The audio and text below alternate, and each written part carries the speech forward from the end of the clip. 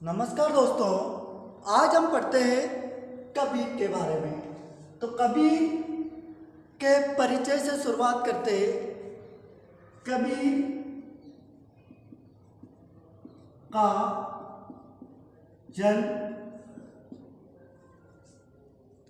का जन्म 1398 ईस्वी सन में हुआ।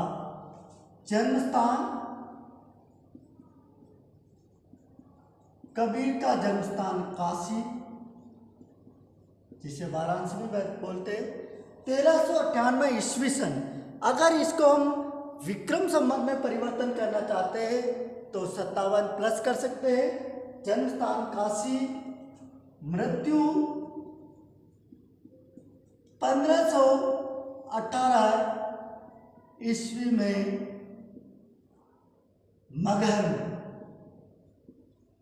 मगहर में इनकी मृत्यु का स्थान कौन सा? 1518 ईस्वी में मगर मृत्यु का स्थान का जगह का नाम है मगर। इनके जन्म के बारे में कहा जाता है कि इनके लहरताल में इनका जन्म हुआ था और एक विधवा ब्राह्मणी के पेट से इनका जन्म हुआ था। तो उनने लोक लाज के कारण इनको लहरताल तालाब में, वहाँ एक तालाब था, तालाब में बहा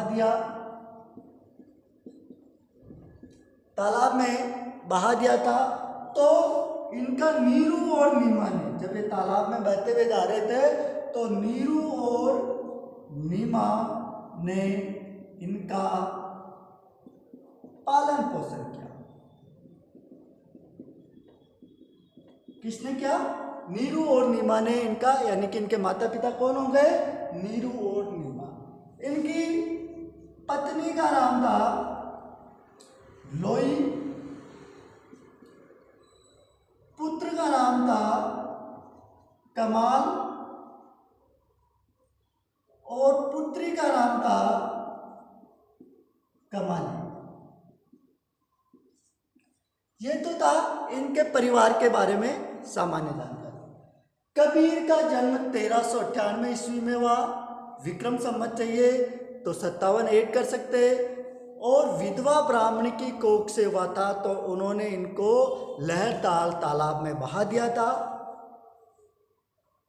नीरू और नीमा ने इनका पालन पोषण किया था। इनकी पत्नी का नाम था लोई, पुत्र का नाम था कमाल और पुत्री का नाम था कमाली। और इनकी मृत्यु कहाँ पर हुई? मगर में। ये तो था इनके जन्म और मृत्यु के बारे में।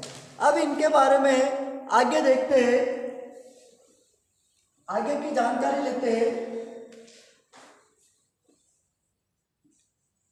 कबीर भक्ति काल के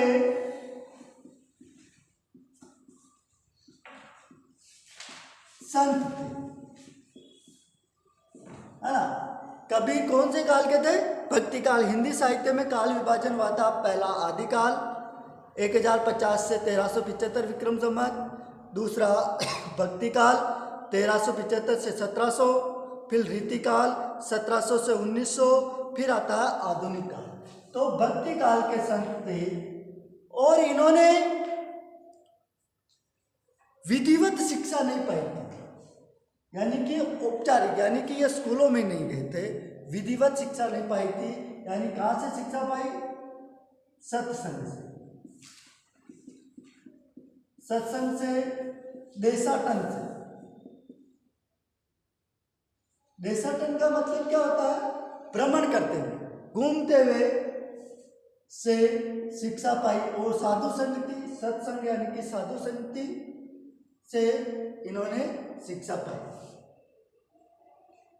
या साधु संगति, साधु संगत भी लिख सकते हो, साधु संगत से। और देशाटन से यानी घूमकर शिक्षा प्राप्त की। और कबीरदास जी ने का मुख्य विषय क्या है? कबीर ने हिंदू मुसलमान की एकता पर जोर दिया था। कबीर जी की महत्वपूर्ण प्रेरणा क्या मिलती है? इन्होंने बाह्य आडंबरों का विरोध किया। का विरोध किया। एक इन्होंने किया था मूर्ति पूजा का विरोध। मूर्ति पूजा का विरोध, मूर्ति पूजा का भी विरोध किया था।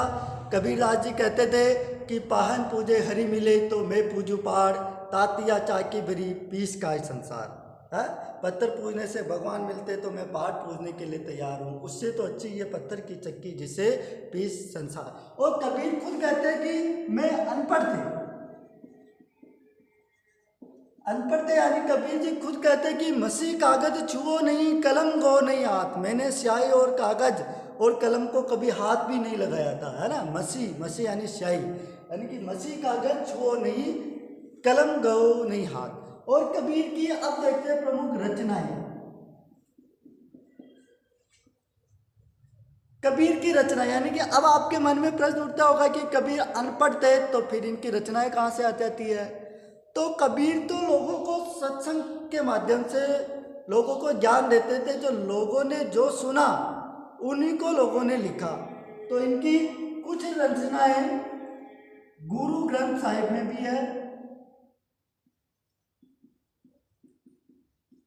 गुरु ग्रंथ साहिब ग्रंथावली में भी इनकी रचनाएं हैं, और कबीर ग्रंथावली के नाम से भी इनकी रचनाएं हैं।